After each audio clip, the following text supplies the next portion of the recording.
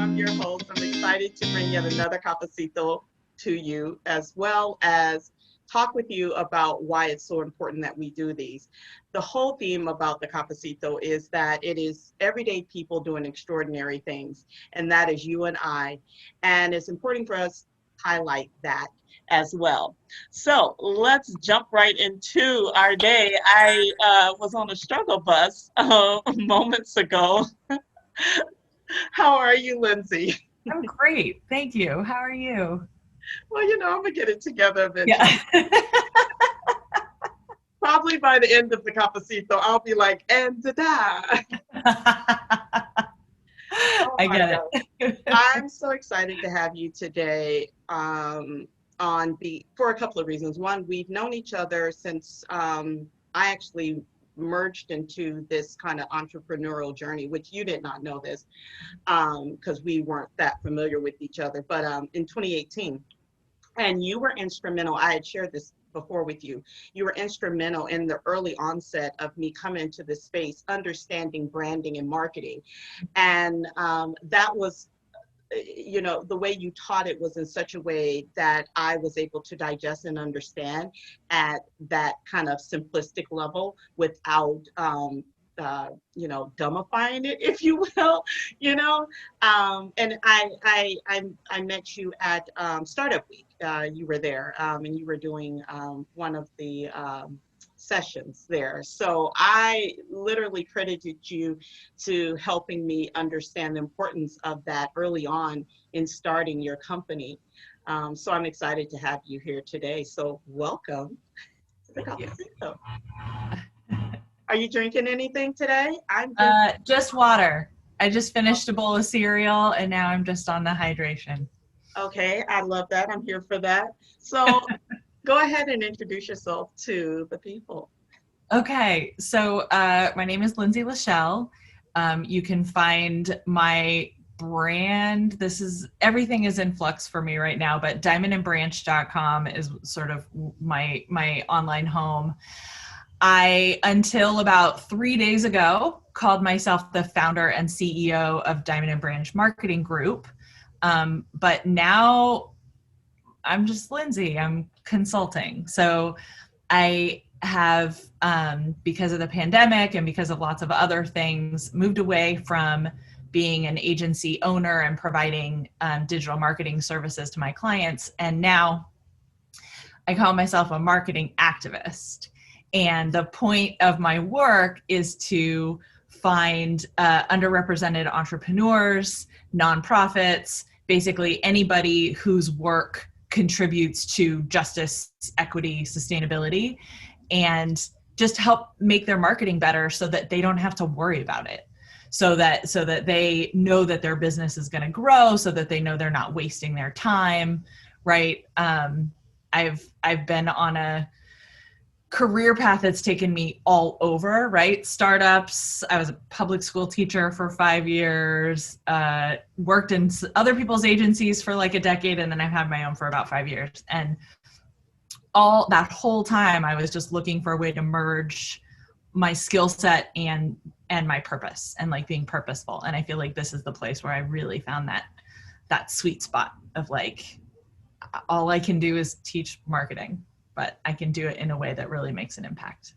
I feel that that is one of the reasons why you were able to draw not just me in, but the whole room in, because it was a well-attended group. I think over 100 people to your session alone, and you were able to I felt like you saw me in a room full of people, and be able to answer my question in a way that made me feel that you understood that this was something bigger than just me.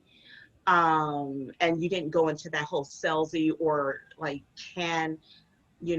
answer me. And hearing how you've been able to pivot during these times in such a way that you're bringing value to a market, a community, more than a market, a community that is fighting to help our world be not just more sustainable but more equitable is the reason why, I rock with you. Like, is the reason why I'm so excited to have you on We the Plug membership page, and excited for the work that we're going to be doing together down the road.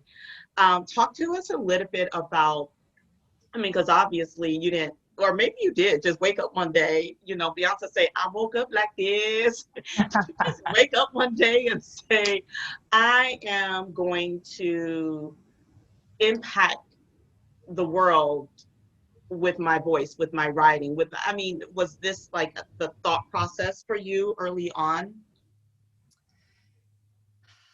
No, not at all. So like 10 years ago, I think, was when I started to figure out I didn't know that I was ambitious until I stopped getting opportunities that I thought I deserved. So like I was working for other people and I was killing it. And I literally had one boss tell me that I was a rabble rouser and he felt threatened by my influence in the organization and he was never going to give me more power, more authority, or more money. So, and I didn't even realize I was ambitious until all of a sudden growth stopped being available to me.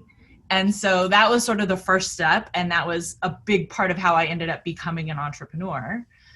And then in that process, I was still very focused on group, right? The name of the agency was Diamond and Branch Marketing Group, very specifically not named after myself. It was going to be about the team and we're all learning together and all of that kind of stuff. And over the years, I just kept getting more and more evidence that my personal contribution had more value than what I understood. So like like people were coming to work for Diamond and Branch because they wanted to work with me.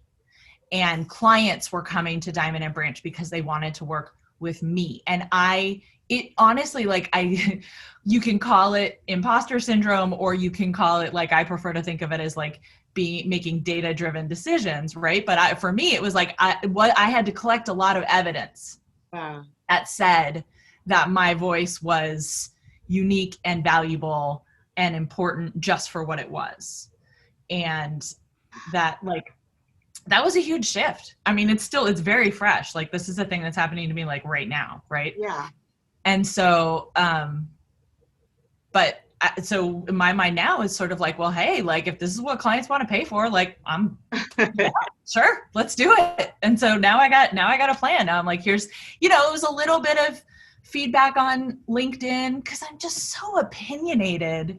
Yeah. I feel like I've got this voice that like, I need people to opt into it, because otherwise I feel like I'm a huge pain in the ass. You know what I mean? And so I just got enough evidence that people wanted to opt in that it turned into my business, and who knows what the future is going to be. So literally 2 things blew my mind right now and resonated with me. Well, one more than the other. You said something that literally, like, no one I've heard put into words to describe what happened to me. I describe it as, so first let me say what it was that struck the chord with me, is that you had kind of this success, right? This experiential wave of success that just rode with you until you kind of hit that wall, being a person, a male, that said, hey, you're not gonna, but I'm not gonna let you go past this, right? This is it. And you had to make a decision.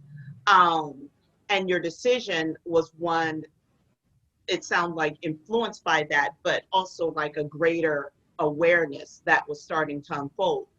And I myself have experienced that, where I had this success. Everything was like, everything I did, as long as I followed the formula, then this outcome was there. And it was like, boom, I know what to do. And so I'm like, bing, bing, bing, and I'm going, and I'm not even like really present because everything is happening as it's supposed to because I got the secret sauce. And then it changed, it shifted. I went down a path that I was great. I knew what I was doing and got to a wall, and it was like, no, you can't go past. And I was like, what? And I don't know how long you spent hitting that wall. I spent almost a year and a half hitting that wall and wasted, well, I won't say waste, but it cost me not just time, but a lot of money because I could not reconcile that I always hit gold. Like, what are you talking anyway?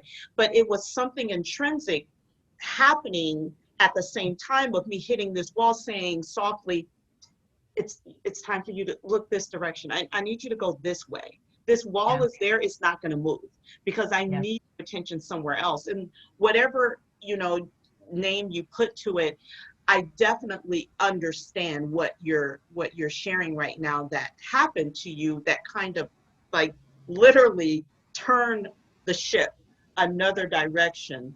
And then the other part that spoke to me is when you're in that new uncharted territory, feeling out of place, which some refer to as imposter syndrome. But I like the language you put to it because, at the heart of who I am, I'm a researcher, evaluator. I love that you said you needed to quantify it because it was like, well, what is it that you're buying into, or what is it that I'm saying that because you're trying to grapple with how to harness this, So how did you move through that? And I know you said you're still kind of there, but I'm just curious of like how are you reconciling with that and moving through that? I've had some really remarkable sort of, I've been a benefit of timing, and I've been I have benefited from timing, and I have benefited from, I think, I don't know, it feels like there's all kinds of things are sort of conspiring to work together here, right? So like I was an elementary school teacher. So when I started to, I worked with a partner for a year to build this marketing workshop that was specifically for entrepreneurs, right? And it took the content that you saw in that one talk and turned it into a day-long exercise where you actually did the work. And that was really cool. And I was like, okay, so that's interesting. And so that had been happening for a little while. In fact, the last one I did, the last trip was in January. I actually did that workshop in Seattle. And so I had that curriculum going, and then the pandemic happened, and I kept meeting clients that like didn't want to make the commitment to an agency, but really wanted a marketing plan, like an expert marketing plan. So I adapted that workshop curriculum. So it was like my teaching background, my marketing, my need for efficiency, my willingness to adapt. And all of a sudden, like it basically like went to this place where it was like the stress and strain of keeping the agency together when it was really just, it was just not what it had been, you know what I mean? Because of the pandemic and other things. And so I'm gathering this evidence that says I'm a good teacher. I'm gathering this evidence that says that, that my workshop material is really, really valuable and important. Like the people who go through it get tremendous value from it. And I'm gathering this data this information that says that people want to learn from me, that it is like the engagement and the like that sort of like connection and collaboration is what moves people. And so these things were brewing for me for the last 6 months. So when I had to make the hard choice of like shutting down the agency, like when it really came to like push comes to shove, there was all kinds of good reasons to do it that I sort of hadn't prioritized because my framework was, I got to save the agency. And then when that framework broke and it became like, okay, well, what am I going to do if there's not an agency? Then it was like, I don't even have to answer that question because it's all just right here. and I can see like the next 6 months is me building up a pipeline of those consulting clients, like I'm working on my website this week and like all that kind of stuff. And then I got a outline for a book, like ready to go. Like I know that that's the next thing that's happening, and so like, just, I don't know. I feel like for me, it's taking on board signals and then making sure that I'm using the right priorities to evaluate them. I don't know if that answers your question. It does. And it also gives light to something that I think, maybe we call it women's intuition, but I think all of us, men and women, have, is kind of like that beacon inside that's like guiding us, and the need to lean in, to listen, to be still instead of overriding. Yes, you did the stillness, you did the lean in, let me listen, you looked at the evidence and made a decision based on what was best for all involved, including the brand, because I think that's something else that when we're thinking about ourselves, our business, and then this whole pandemic, is recognizing that there is a way to have an exit strategy when we are kind of pivoting that needs to kind of shut doors on things, to do so in a way where you can still keep your brand intact. But again, there is this very intentional thought process and work that goes into doing that. So I definitely hear you on that. Something else you said that really stuck out to me, when you were talking about how you were putting all the pieces together and the time to let go. I think that that's another conversation that I have not been having enough of with folks in this space, or people having with me, is being okay with letting go of things. Some being materialistic. It's like, okay, I really don't need all these extra things. Financially, I need to be more conservative with my money, all the way down to, I need to let go of this business.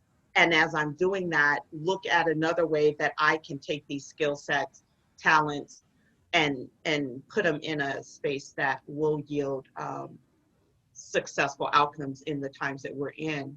So like, as you're going through this thought process, like, for someone who is kind of stuck in this space, like, how do you help move them?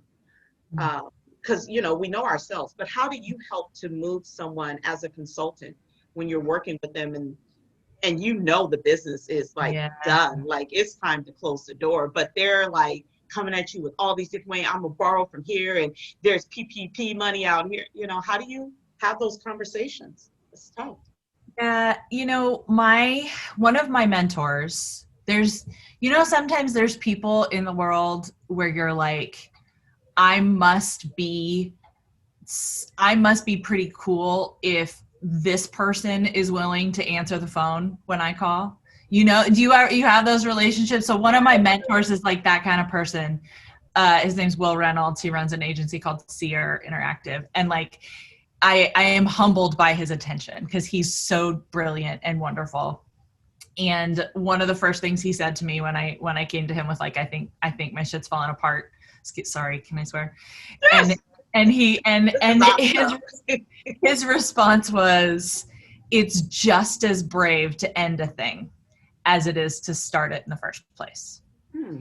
And so that became one of my mantras that I would come back to. I have part of my morning routine involves picking an intention for the day. And that became one on my go-to list.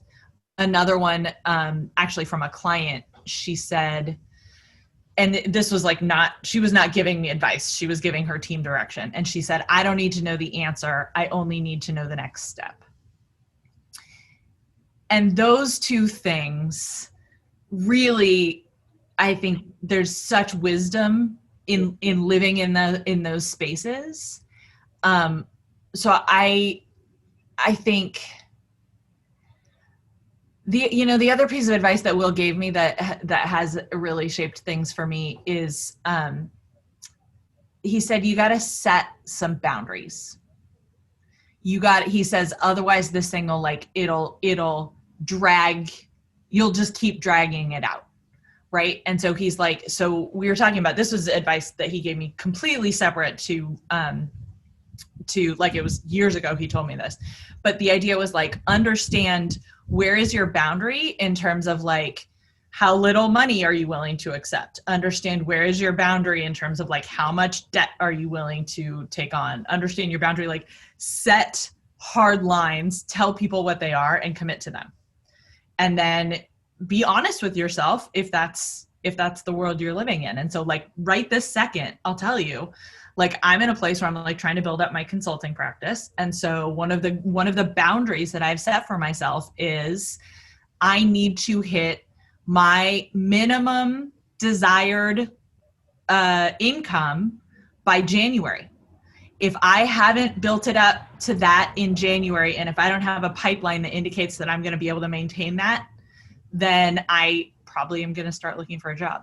Mm-hmm. Not crazy about it, and I really don't think I'm going to have to do it, but I'm willing to invest some portion of my savings over the next 4 months in order to make sure that I give this business the opportunity that I think it deserves. But then, I've got my marketing goals in terms of like 10 leads a month, and I've got these things, but bottom line is, if I'm not making a salary that allows me to save for my retirement, then I need to be, like eye on the prize sort of thing. So those words are so powerful. Those words are so powerful. Continue. You were going to add to that. Well, yeah, I was going to say, so like, I think those boundaries are important in terms of clarity, right? Like, what are you doing and why are you doing them? But when I'm working with a client, the other thing that I find really valuable in these conversations, especially because it's about, entrepreneurship is so hard. And it's like, again, we find this place where the idea that your personhood and your business are separate is such bullshit, right? Like exactly. So it's so personal. I absolutely have called myself a marketing therapist. Like that's basically what I do. And so a lot of the conversation then becomes about the framing, about the framework. And like, okay, you are operating. And if you point out that's it sounds like this is the framework that you are, that's the way that you're framing. So let's take away those things that you're taking for granted and see what happens if we frame them in another way. And then start to play around with that. And it's a really exciting sort of opportunity to think through stuff like that. Those are so powerful because you're talking about awareness, and awareness is recognizing there's something that you need to pay attention to. And then when you're moving to consciousness, it's the action, right? You're actually doing something with the aha that has been placed in front of you that you've been led to. And what I appreciate most is you're not just settling on this plan A, plan B. You're literally saying, look, here are all the steps that I'm taking in order to ensure that there is success. However, I know there are outliers that are outside of my control. And as such, should that impact, then I also will be prepared to move into this space, but still being open, which is a lot different than, someone merely saying, you need to have a backup plan. And it's like, well, what does that mean? Does that mean, because then it just makes you think, okay, well, should I not be fully committed to putting my all in there because I'm straddled with, well, I don't know if that's gonna work out, so let me keep doing this, so it causes for a split. But I really appreciate the approach that you are speaking to that was curated by you and your mentor, because it does lend more to that thoughtful processing that one would do with themselves, and then hopefully have an accountability partner in front of them. I have several in all areas of my life, and be able to communicate what's going on, where they are, and say, hey, can you check in with me? Or I would like to check in with you consistently. Yeah. Yeah, I really appreciate that. So as you are moving into this space and you're figuring out what it's going to be, right? It's still coming to fruition for you. Um, I know conversations you and I have had, the impact that this is also having on our personal, on our, on ourself, right? On Yeah. our person, and in ways that are surprising. Talk to me a little bit about the personal transitioning that's happening within you as you're going through this time. Yeah, I will. You know what? A friend of mine, I don't even remember the context right now. Well, I'll tell you, yes, I do. So I was telling my friends that I had gone through this exercise of envisioning my most perfect day. That is like a realistic day. Like, what's your best life that's not like always laying on a beach somewhere? Like, what's your best life that is actually reality? And I like laid it all out, and it is this job that I am making for myself, right? It is this community that I am a part of. It is this activism that I am, working on, and all these things. And the only element that wasn't there is a partner.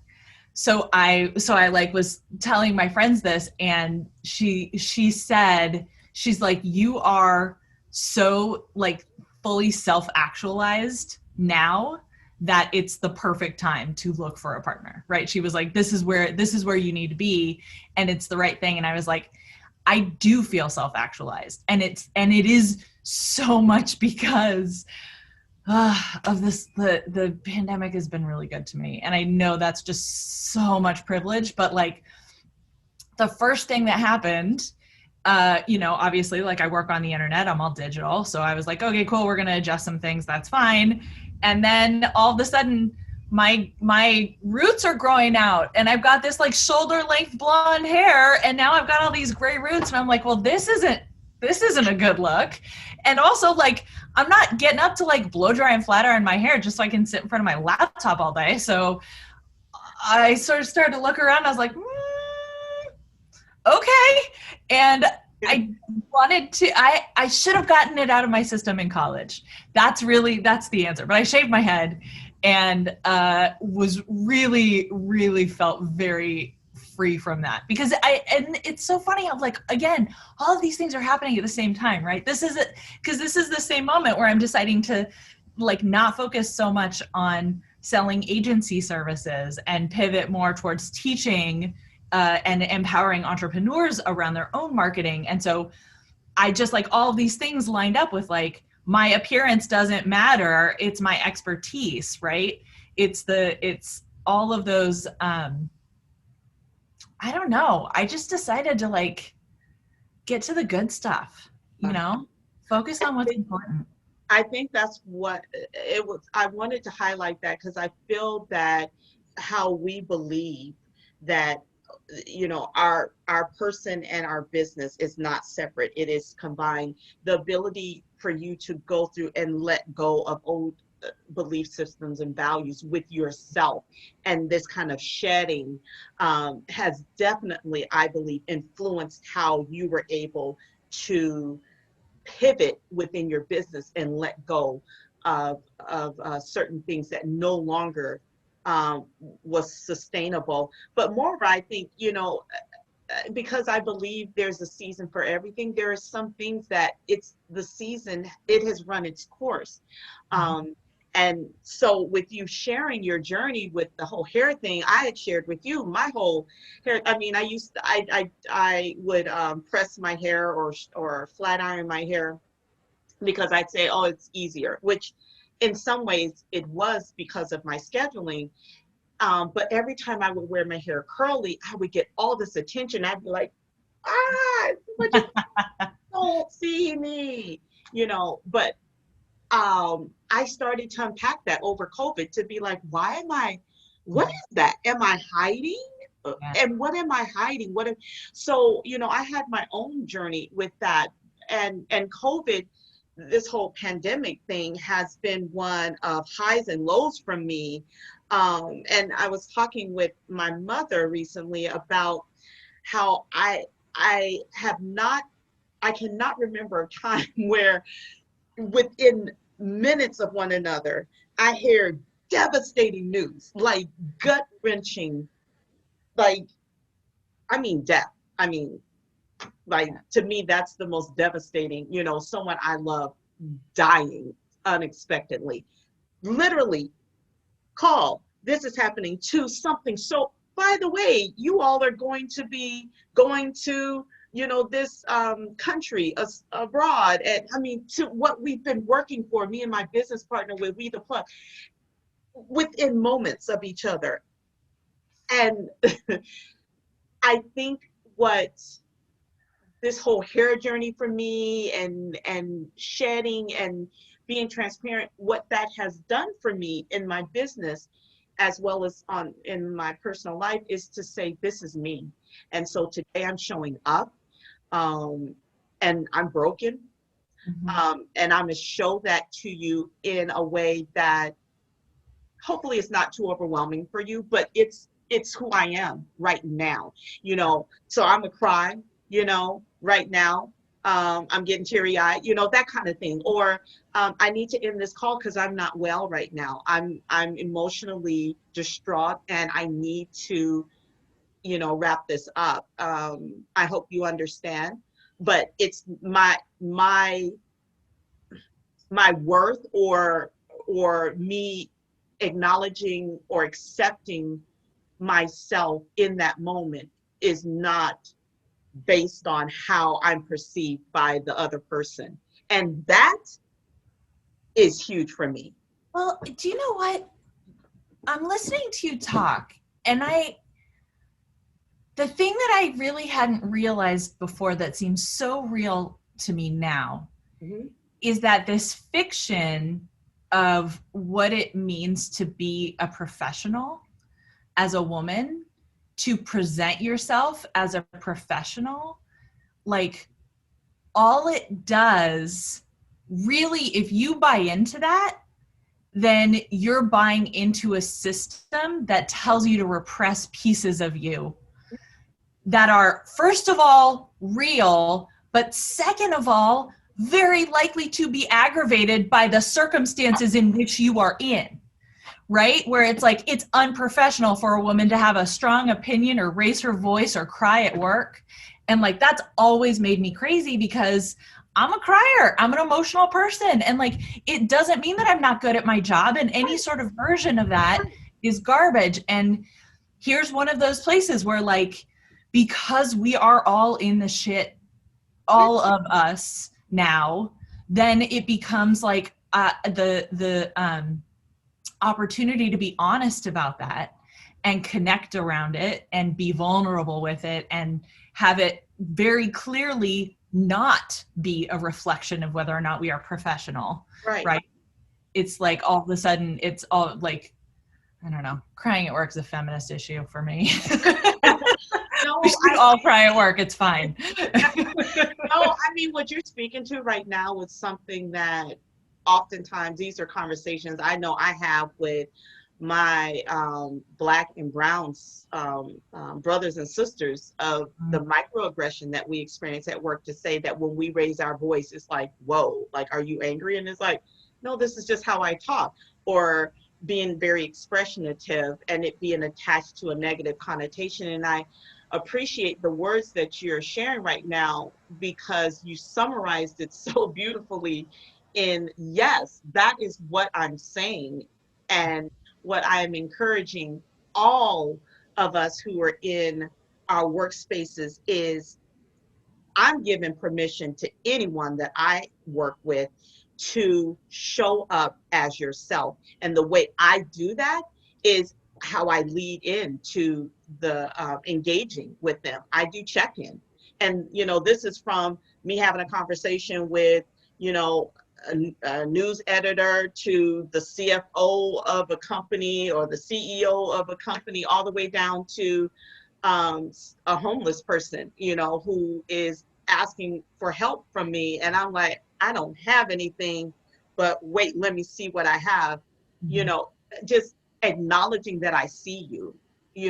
We want to be seen and accepted just as we are, and not to have to conform to something that is not even me. Like, God, like, no, I'm not doing it no more. Like, no.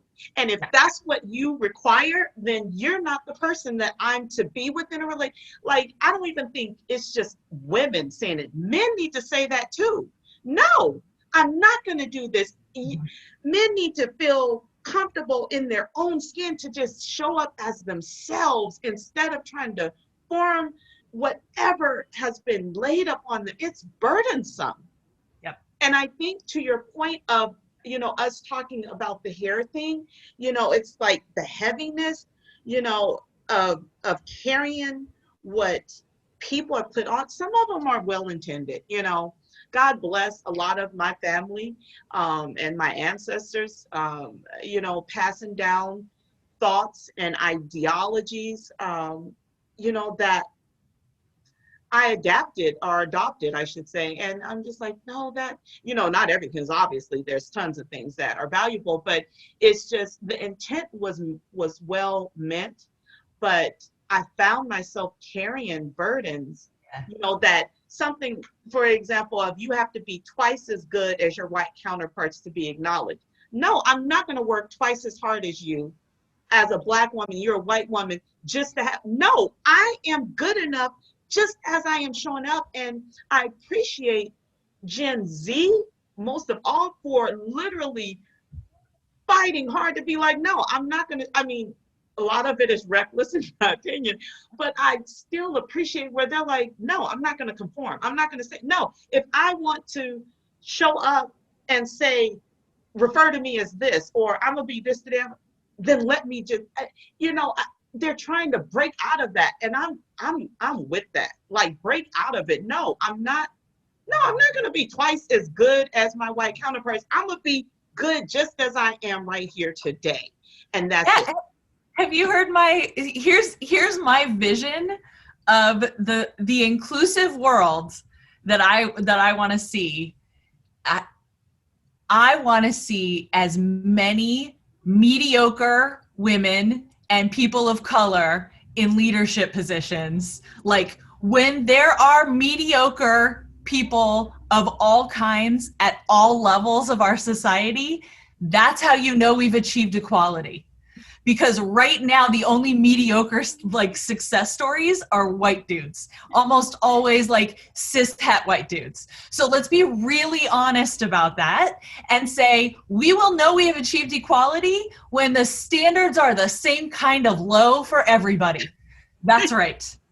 That's right. And if you And, achieve above that, congratulations. yeah, and you Still, can say, like, here's the thing, like, you can say I'm, the work twice as hard to get to get half as far. Like, I see that, but also that's not you. Like, you fucking killing it. Like, you're doing your thing and you're committed to it, and you're not mediocre. yeah. And so I just want to see more mediocrity in the, like, that's what I want to see. I think that is actually how we're gonna know that we don't have to work so hard anymore. Never heard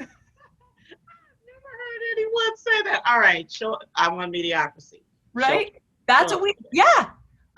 We need mediocrity. Like, we need everybody's standards to be the same. Right? I don't know if that's possible or not, because my mom will not tolerate me. That is not an option in that household of hers.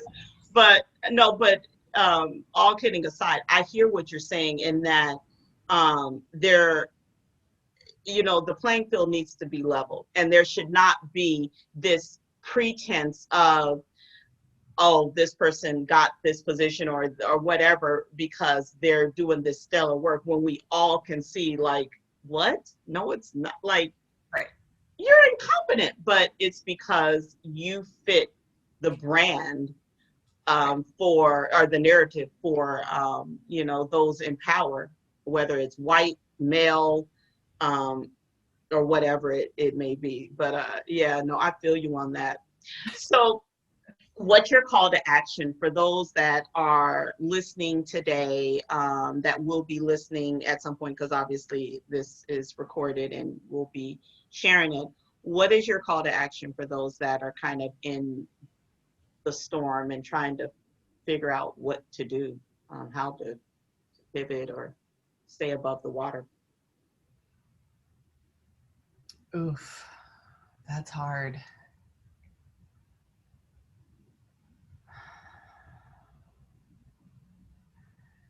Yeah, I think it goes back to Sheila's words of wisdom, right?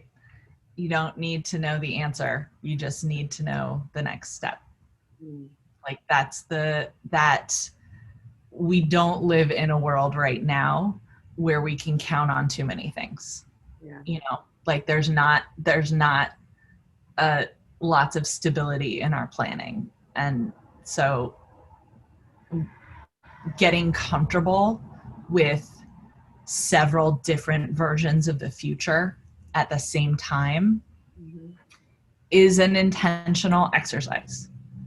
And so I think that's the answer, is to like figure out how to be flexible, how to be sure of what needs to be done today in order to be flexible about where it's going to go in the future. Wow. You know, that's letting go of the outcome. I'm learning how to do that. Man, Lindsey, I so appreciate you taking out the time to spend with us and share your wisdom and be vulnerable and transparent with us, because I truly do believe that this is what helps us to grow, and also stay sane. Yeah, It's you just do. know that Thank you we're for not alone. having me. Yeah, I love these conversations. So I just feel like, again, it goes back to what I was saying before, is like, if listening to me talk is a thing somebody opts into and gets benefit from, I'm happy to do it. So Tell the people how to find you. diamondandbranch.com will be relaunched next week. And Lindsey LaShell on LinkedIn is actually, that's where I'm at. There's the occasional political outburst on Twitter, right? Lindsey Dayton on Twitter, if you want to. So follow her on Twitter at your own risk. Yeah, exactly. And she's Yeah. also on the membership page as well. So any of you all who are looking to connect, she's also going to be doing a training with us in the near future, for those that are interested in upping your branding and marketing. So thanks again for tuning in to another episode of the Cafecito. Remember to follow us on Instagram at the Cafecito series, or you can also find us on YouTube as well, at We The Plug, and you can find all of our episodes on there as well. Thanks so much for tuning in. Have a great rest of your day.